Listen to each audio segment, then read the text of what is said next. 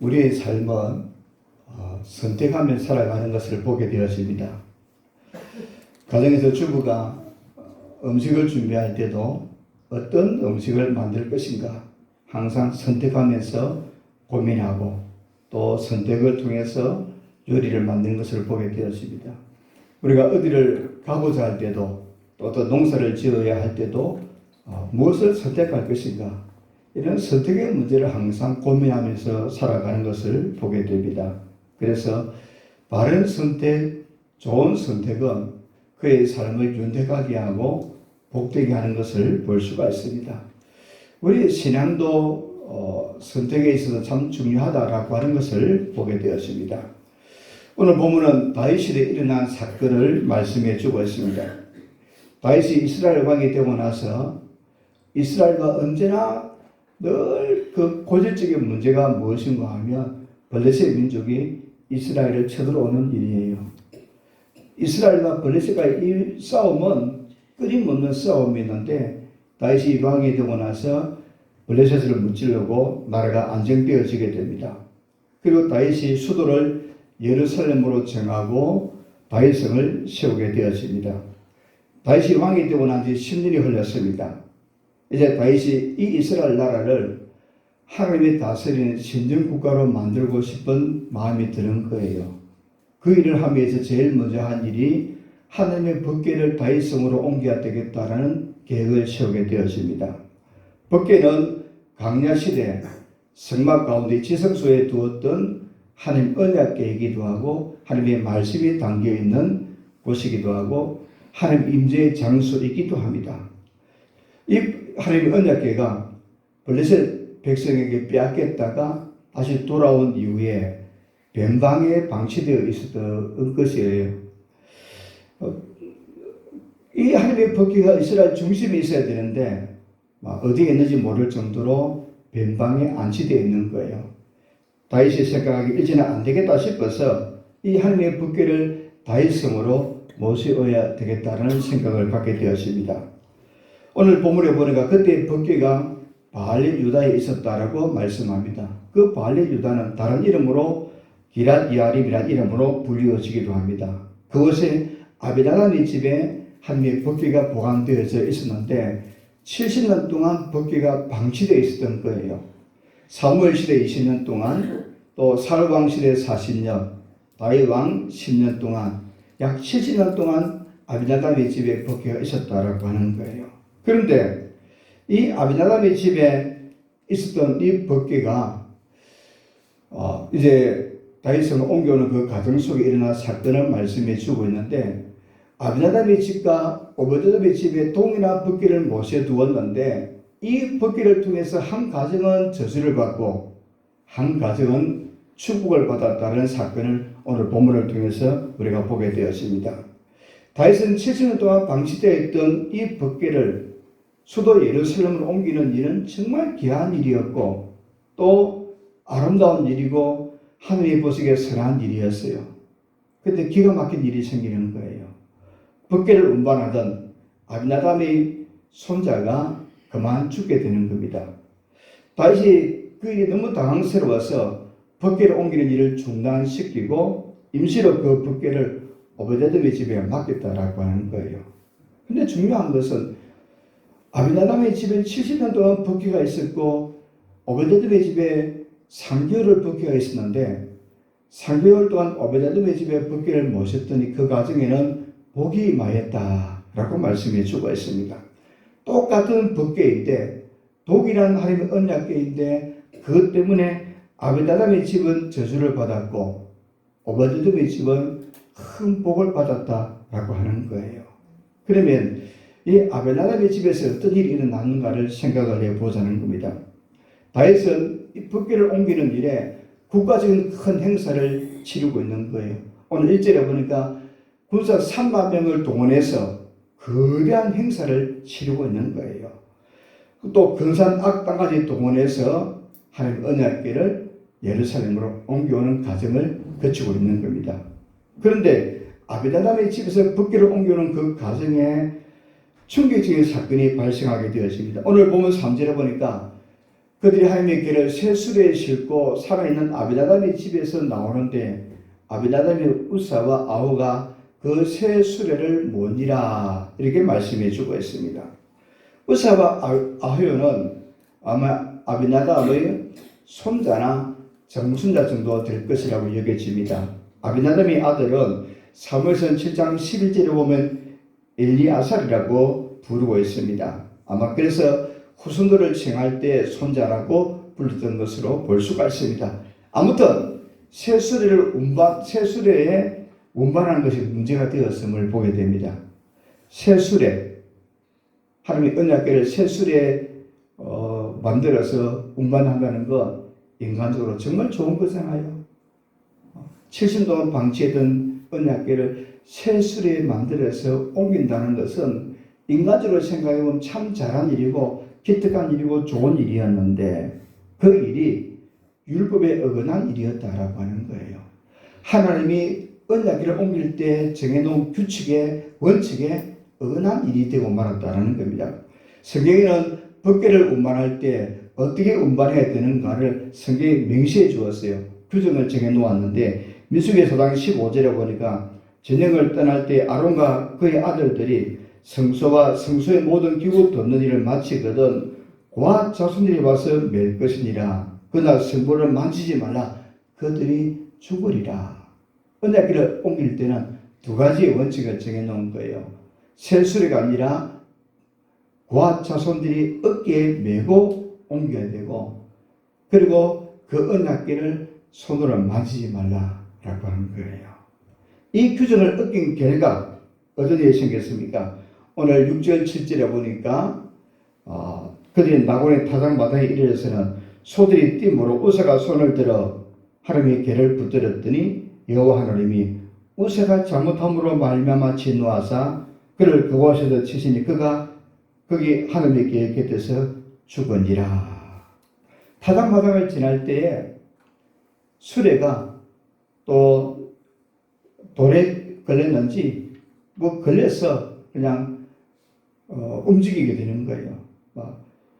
소들이 뛰다가 이 하나님 언약궤가 떨어질 것처럼 보이니까 우리가 어떻게 합니까? 하나님 언약궤가 새 수레에 끌고 오는데 막 흔들리고 떨어질 것 같으면 저와 이런 것 같으면 어떻게 하시겠어요? 당연히 손을 대겠지요. 인간적인 생각으로 그런 거예요. 그냥 언급길 우사가 법궤를 떨어지지 못하게 손을 댄 거예요. 언급길이 된 거예요. 생각도 하지 않고 된 거예요. 근데 하나님이 그 일을 두고 우사가 잘못했다고 말씀하는 거예요. 왜냐하면 민수기에는 언약궤를 옮길 때 손을 대지 말라라고 하는 거예요. 그 일 때문에 우사가 그곳에서 적사하고 말았다라고 하는 거예요. 다윗이 분노해서 그곳의 이름을 베레사 우사라라고 이름을 지었습니다. 그것은 우사가 하나님의 저주를 받았다는 그런 뜻으로 지명을 짓게 되었습니다. 여러분 얼마나 기가 막힌 일이 아니겠습니까? 하나님의 법궤를 옮기다가 사람이 죽다니. 이 법궤를 옮기는 일은 나쁜 일이 아니잖아요. 좋은 일이었잖아요. 하나님을 위해서 선한 일을 하고 있는 건데 그 일 때문에 우사가 죽임을 당했다라고 하는 거예요. 다윗은 너무나 당황해서 사태를 수습하기 위해서 법궤를 운행하는 일, 운반하는 일을 중단을 시킵니다. 그리고 임시로 법궤를 보관할 장소를 찾다가 오베데돔의 집으로 옮기게 되었다라고 말씀해 주고 있습니다. 그러면 두 번째로 생각해 볼 것은 오베데돔의 집에서 어떤 일이 일어나게 되었는가? 다윗은 우사가 죽음으로 말미암아 이 법궤를 임시로 잠시 보관하기 위해서 오베데돔의 집에 맡겼습니다. 다시 예루살렘에 안치할 때까지 오베데돔 집의 법궤를 임시로 보관하게 하였는데 어떤 일이 생겼는가 하니까 오늘 11절에 보니까 여호와의 궤가 받은 사람 오베데돔의 집에 석 달을 있었는데 여호와께서 오베데돔과 그의 온 집에 복을 주시니라. 3개월을 모셨는데 하나님이 그 가정에 복을 주시더라고 말씀합니다. 오베데돔의 집에 큰 복을 받았는데 가정이 화목하고 평안이 넘치고 물질의 복을 받아서 큰 부자가 되었다라고 말씀해 주고 있습니다.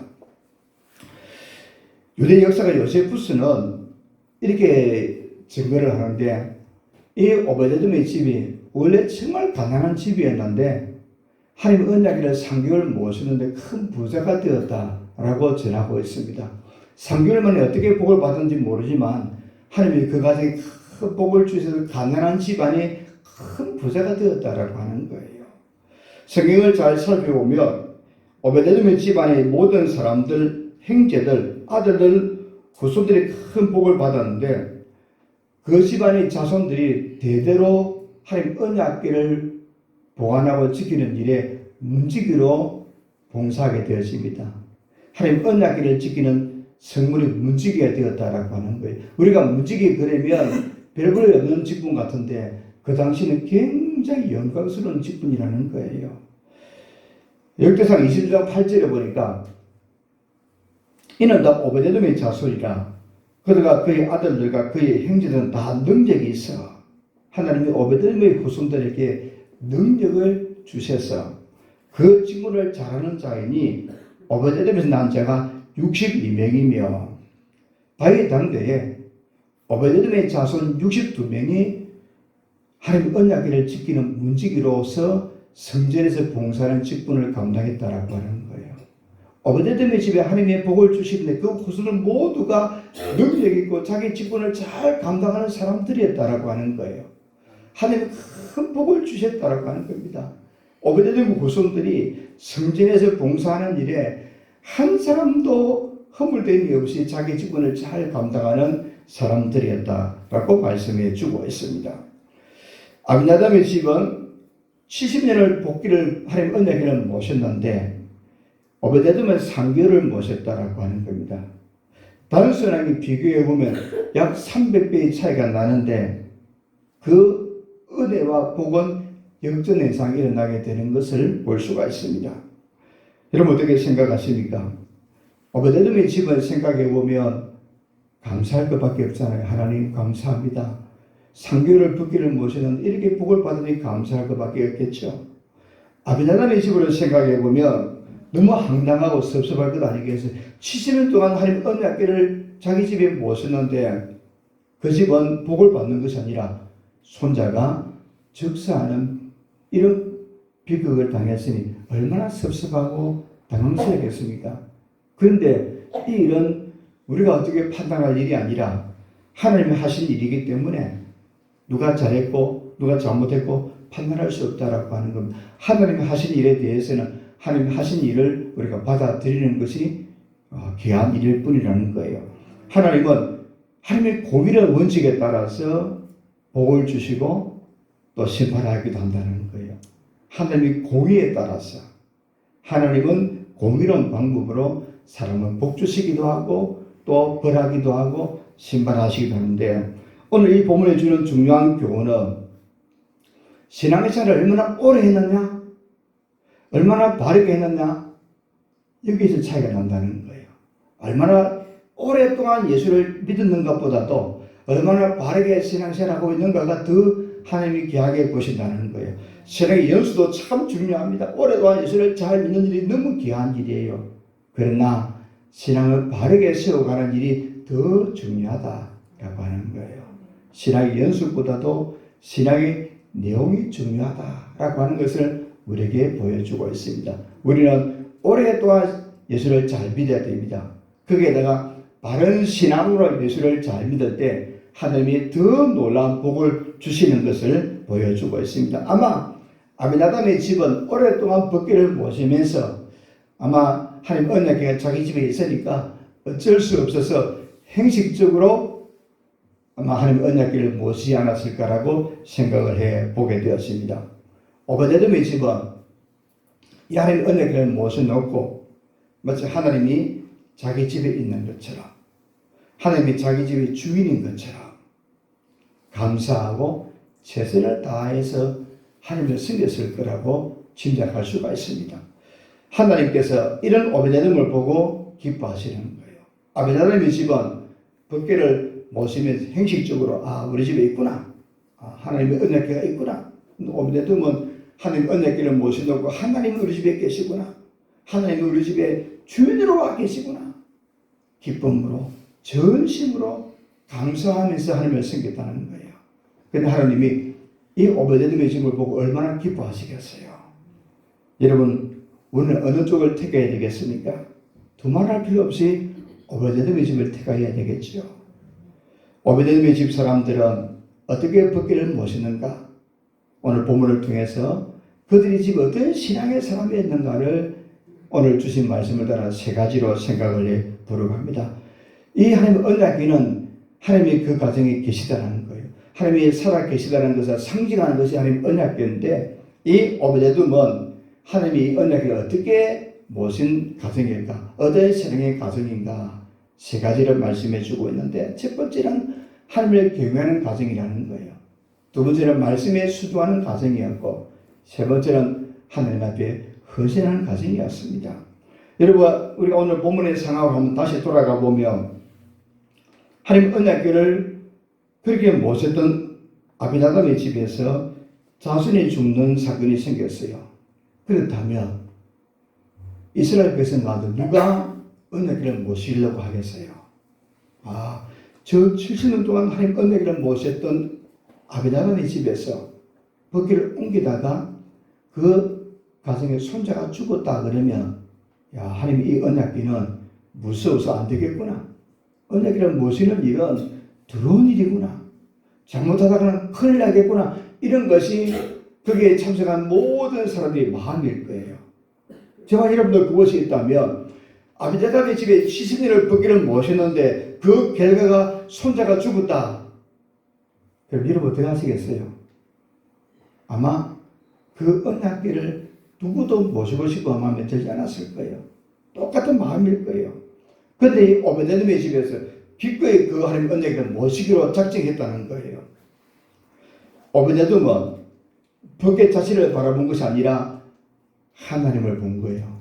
이 언약궤는 하나님이 여기에 계시구나.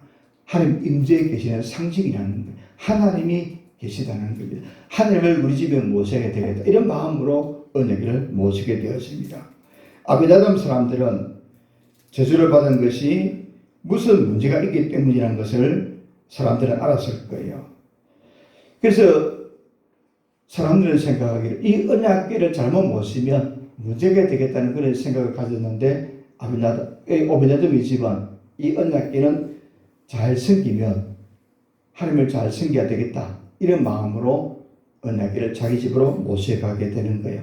그들은 하나님을 살아계신 하나님을 경외하였고 또 말씀에 순종했고 하나님을 위해서 헌신하는 삶을 살게 되었습니다. 그래서 이 오베데돔의 집 사람들이 크게 복을 받게 되는데, 복을 받은 것 세 가지를 차례대로 생각을 해보려고 합니다. 오베데돔의 집은 온 가족이 행시적인 신앙이 아니라 참으로 하나님의 그 집에 와 계시다. 이런 마음으로 하나님을 경외했다는 거예요. 하나님이 이 집에 와 계시다. 하나님이 우리 집에 와 계시다는 거예요. 단지 언약궤가 와 있는 것이 아니라, 벗개가 와 있는 것이 아니라 하나님이 우리 집에 와 계십니다. 이런 마음으로 하나님을 잘 섬겼다는 거예요. 입술로만 주여 주여 하는 것이 아니라 전심으로 하나님을 의식하면서 하나님을 섬겼다라고 하는 것이 오베데돔 집의 사람들의 신앙이라는 거예요. 말하자면 이 집의 주인은 하나님이시고, 이 집의 안방의 주인도 하나님이시고, 이 집의 가장도 하나님이십니다. 그래서 날마다 오베데돔의 사람들은 문 밖을 출입하면서 우리 집에 하나님이 계십니다. 우리 집에 하나님이 계십니다. 이런 마음으로, 경건한 마음으로 살았다는 거예요. 우리 집의 주인은 하나님이십니다. 내 마음의 주인도 하나님이시고, 우리 집의 주인도 하나님이시고, 우리 집 안방의 주인도 하나님이시고, 이 집의 주인도 하나님이다. 이런 마음으로 오베데돔의 사람들은 언약궤를 모셔놓고 그렇게 하나님을 섬겼다는 겁니다. 하나님을 경외하는 가장 좋은 표현이 무엇입니까? 예배하는 것이라는 거예요. 예배는 자신을 낮추고 하나님을 높이는 것이 바로 예배하는 것입니다. 우리는 예배 속에서, 예배의 순서 가운데서 자신을 낮추고 하나님을 높이는 것이 예배의 삶이라는 겁니다. 야고보서 10절에 말씀하기를 주 앞에서 낮추라. 그리하면 주께서 너희를 높이시리라. 주님 앞에 자신을 낮추면 하나님이 우리를 높여주시겠다는 겁니다. 사무엘상 2장 30절에 말씀하기를 나를 존중히 여기는 자를 내가 존중히 여기고 나를 멸시하는 자를 내가 경배를 하리라. 하나님을 존중히 여기면 하나님 우리를 존중히 여겨주시고, 우리 하나님을 멸시하면 하나님 우리를 멸시한다. 이런 말씀을 하고 있습니다. 여러분, 이런 그림 보신 적 있죠? 또 좋아하죠? 많은 사람들이 이 그림을 액자에 넣어서 보관하기도 하고 집에 걸어두기도 합니다. 근데 정확하게 말하면 이 그림은 그림이 아니라 사진이거든요. 2차 대전 말쯤에 눈두변 중국의 19기를 가는 한 남자가 있었어요. 말을 타고 가고 있는 사진 작가였는데 그 마음에 신앙의 회의감이 드는 거예요. 그래서 말을 타고 가면서 이렇게 중얼거립니다. 오 주여, 당신의 얼굴을 한 번만 보았으면 좋겠다라고 중얼거리는 거예요. 그때 마음에 음성이 들리는데, 이런 음성이 들리더라는 거예요. 사진을 찍으라는 음성이 들리라는 거예요. 곳곳에 눈이 녹기 시작해서, 눈이 녹으면 어떻습니까? 눈은 하얗고 땅은 시꺼머니까 보기가 흉하잖아요. 근데 마음 사진을 찍으라는 생각이 자꾸 드는 거예요. 사진 작가가 볼 때는 뭐 얼룩덜룩 모양도 별로 안 좋고 그런데 사진을 찍으라 그러니까 뭘 이런 거 찍으라고 생각을 하고 있는데 그 마음에 자꾸만 사진을 찍으라는 생각이 들더라는 거예요. 그래서 사진을 찍었어요. 그리고 집에 돌아와서 사진을 인화해 보니까 저런 예쁜 사진이 나오더라는 거예요. 그곳에서 예수님의 얼굴을 보았다라고 이야기합니다. 그러면서 자기의 신앙 간증을 통해서 많은 사람들이 예수를 믿게 되었다라고 이야기해 주고 있습니다. 이 사진에 나오는 글자가 무엇입니까? 그리스도는 이 집의 주인이시요 시작 때마다 보이지 않는 손님이시요 모든 대화에 말없이 듣는 이시라. 이런 글귀를 써주고 있습니다. 이 사진에 있는 글귀처럼 정말 하나님과 예수 그리스도를 자기 집에 모시고 주인으로 존중하고 따르며 반드시 복이 임하게 된다라고 하는 거예요. 오베데돔이지만 그렇게 사는 집이라고 말씀해 주는 겁니다. 사랑하는 여러분, 살아계신 하나님이 우리의 삶의 주인이 되시기를 바랍니다. 살아계신 주님이 여러분의 가장이 되어지기를 바랍니다. 여러분 안방의 주인이 되셔야 한다는 거예요. 그리고 주님이 우리 집에 안방의 주인으로 계시는데 그 주님을 어떻게 섬겨야 되겠는가? 어떻게 경외해야 되겠는가? 그런 자세로 살며 우리의 신앙의 품이 달라지게 될 것이라고 말씀해 주고 있습니다. 두 번째는 오베데돔의 집 사람들은 하나님을 경외하기에 자기 마음대로 살지 않고 오직 말씀에 순종하며 살았다라고 말씀해 주는 겁니다. 아비나답의 사람의 집에 문제가 무엇입니까? 물론 이 법궤를 옮길 때는 다윗과 이스라엘 백성들 전체의 책임이 있기도 합니다. 그래서 1차적인 책임은 아비나답의 집에 있다라고 하는 거예요. 법궤를 운반하기 전에 성경을 펼쳐놓고 이 언약을 어떻게 운반해야 되는가를 생각했어야 한다는 거예요. 이 아비나답은 레위 지파고 언약궤를 모시는 지파이기 때문에 반드시 언약궤를 옮길 때 어떻게 해야 되는가를 생각하고 살펴야 되는데 그래하지 않고 오늘 본문에 어떻게 말씀합니까? 새 수레를 만들어 옮겼다라고 하는 거예요. 새 수레. 아마 아비나답의 사람들은 70년을 살아가면서 이방 문화를 많이 보았을 거예요. 이방 문화. 이방인들 풍습을 보고 뭔가 중요한 제단이나 신상이나 뭘 옮길 때는 새 수레를 만들어 옮기더라. 이런 걸 보았다는 거예요. 그래서 아비나답과 그의 온 가족들이 생각하기를 하나님 언약을 모실 때 70년 동안 방치했으니 이걸 옮길 때는 적어도 새 수레를 만들어야 되겠다라고 생각했을 거예요. 어떤 생각입니까? 인간적인 생각이라는 거예요. 사람의 생각이라는 거예요. 내 생각에는 이것을 이렇게 옮기면 좋겠다라고 생각한 거라는 거예요. 그런데 하나님은 내 생각이 아니라 하나님의 말씀대로 살아가야 됨을 말씀해 주는 겁니다.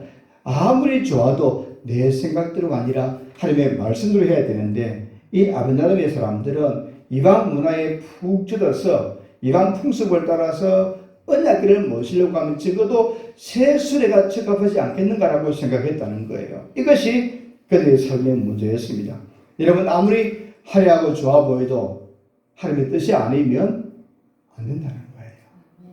아무리 화려하고 좋아 보여도 하나님의 뜻이 아니면 거절하는 거예요. 오직 말씀을 기준으로 삼고 살아가야 한다는 겁니다. 아무리 세상 풍조가 변해도 말씀대로 살아가야 됨을 보여주고 있습니다. 이 오베데돔의 집이 축복을 받은 소식을 들은 다윗은 이제 깨달은 대로 이 언약궤를 법궤를 고아 사람들을 통해서 어깨에 메고 옮기게 되어지는 겁니다. 그리고 이 오베데돔의 집에서 법궤를 옮길 때 그 언약궤를 어깨에 메고 옮겼더니 아무런 문제가 없이 예루살렘 옮기게 되어집니다. 다윗은 그 모습을 오늘 본문에 보니까 너무너무 기뻐하는 장면을 또 보여주고 있습니다. 저 그림은 본초 자워슨이라고 하는 그림입니다. 영국 그리치 청문대 앞에 있는 그 하나의 행석 모양인데 저것은 전 세계 시간의 기준을 정하는 거예요. 전 세계 시간을 기준을 정할 때 저 본초 자워선을 중심으로 시간을 정한다는 거예요. 그래서 여러분 우리가 가지고 있는 시계가 나라마다 다르잖아요. 저 선을 기준으로 해서 뭐 조금만 지나면 15분, 30분 그렇게 차이가 나도록 정해놓아서 우리가 가지고 있는 시간이 저 기준을 따라서 정해간다는 거예요. 시계가 기준이 없으면 다르지 않겠습니까? 근데 시간은 반드시 본토 자오선을 기준으로 해서 시간을 정해서 정확한 시간을 맞추어 간다라고 이야기하고 있습니다. 우리 인생도 마찬가지입니다. 기준이 정말 중요하다는 거예요. 기준에 따라서 무엇인가 중요한 것을 결정하게 되는데 우리는 뭘 따라서 가야 되겠습니까? 하나님의 말씀을 기준을 정해놓고 가야 된다는 거예요. 제 기준을 틀리면 어떻게 되겠습니까? 사람들이 가진 시기가 다 틀리는 거예요. 제각각 시간 되겠죠? 시간이 제각각이 되면 안 되잖아요. 저 기준을 따라서 전 세계 사람들 시간을 맞추는 겁니다. 오늘 우리의 삶은 하나님의 말씀이 기초가 되어지고 기준이 되어서 살아야 될 것을 말씀해 주고 있습니다.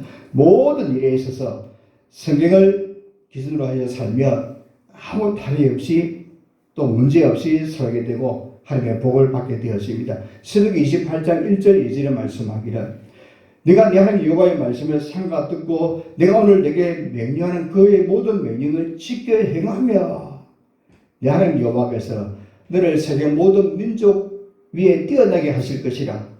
네가 네 하나님 여호와의 말씀을 청종하며 이 모든 복이 내게 임하며 내게 이르리니 순종하며 반드시 복을 주시겠다는 거예요.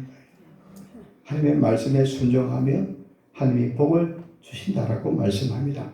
반대로 순종하지 않으면 복을 받지 못한다라고 말씀이 담겨져 있는 겁니다.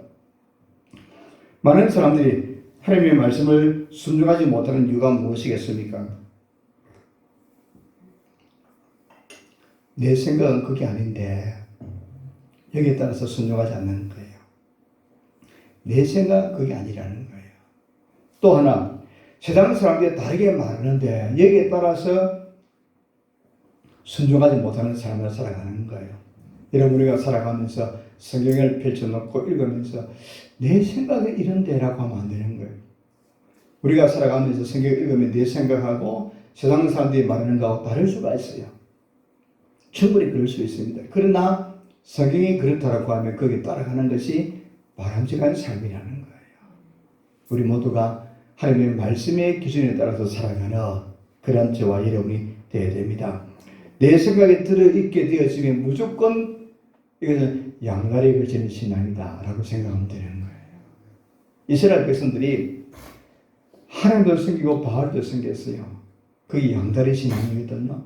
성경을 펼쳐놓고 성경대로 살아가니까 이 가나안 문화는 바알을 섬기는 문화인데 농사를 잘 지으려고 하면 바알 신에게 제사를 드려야 농사를 잘 짓더라고 하는 거예요. 그래서 성경 하나님을 잘 섬기려고 하는데 가나안 사람들은 바알을 잘 섬기려고 하는 거예요. 그래서 하나님도 섬겨야 되겠고 바알도 섬겨야 되겠고 양다리에 걸치고 살아가는 겁니다. 내 생각에 맞지 않기 때문에 우리는 내 생각이 아니라 하나님이 주시는 말씀이 우리의 삶의 기준이 되어야 한다는 겁니다. 그렇게 살아가는 저와 여러분 되어지기를 바랍니다. 그리하면 출애굽기 20장 6절에 보니까 하나님이 내 계명을 지키는 자에게는 전대까지 은혜를 주시겠다라고 하셨어요. 자라소선 복을 받게 된다라고 말씀해 주고 있습니다. 마지막 10번째는 이 오베데돔의 사람들은 하나님의 큰 헌신을 하는 사람들이라는 거예요. 아베다담 집 사람들이 불행한 사태를 보고 누가 언약궤를 모시겠다고 작정하겠습니까? 이 아베다담의 손자 우사가 죽는 것을 보고 다윗도 분해서 하나님 언약궤를 다윗으로 옮겨오는 일을 중단시켰어요. 용감한 장수 다윗조차도 포기한 일이에요. 그렇다면 이 언약궤를 자기 집에 모신다는 일은 쉬운 일이 아니라는 거예요. 70년 동안 언약궤를 모셨던 아비나담의 집이 이런 불행한 일을 당했는데 용감한 장수 다윗 왕도 포기하는데 누가 언약궤를 모시겠다고 마음을 먹겠습니까? 그때 선뜻 나선 사람이 오베데돔이라는 사람이에요. 이 오베데돔은 언약궤를 자기 집에 모시면서 이런 생각을 가지게 되는 겁니다. 혹 희생하더라도 나 그 일을 감당하겠습니다 라고 하는 거예요. 이 언약궤를 우리 집에 모시는데 그 일 때문에 불행한 일을 당하더라도, 그 일 때문에 어려운 일을 당하더라도, 그 일 때문에 고난을 당하더라도 내가 그리 하겠다는 거예요. 이것이 바로 헌신이라는 거예요. 이것이 오베데돔의 집 사람들이 했던 믿음의 역사고, 그것이 축복의 역사이고 하나님의 도우심의 큰 역사를 가져오는 결과를 가져오게 되어집니다. 법궤를 관리하는 일은 분명히 부담스러운 일이었어요. 그렇지만 그 일을 감수한 일이 오베데돔의 집의 사람들의 헌신이라고 하는 겁니다. 그들은 하나님을 위해서라면, 주님의 일을 위해서라면 굳은 일도 감당하겠습니다. 이런 신앙의 사람들이었습니다. 오베데돔의 집은 하나님의 영광을 위해서 헌신하였더니 큰 복을 받았다라고 하는 겁니다. 우사가 법궤를 운반하다 현장에 즉사했을 때 그 분위기가 어떻겠습니까? 냉랭했을 거예요. 싸늘했을 거예요. 두려움이 확 몰려왔을 거예요. 저와 여러분이 오늘 그 현장에 있다 그러면 어떻겠습니까?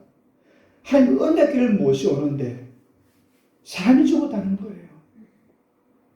그것도 70년 동안 하나님의 언약궤를 모시던 그 집안에서 불행한 일을 당했다 그러면 그 분위기가 말도 못할 정도로 싸늘했을 거예요. 그런데 오베데돔은 그 일을 흔쾌히 감당한 거예요. 얼마나 큰 헌신이겠습니까?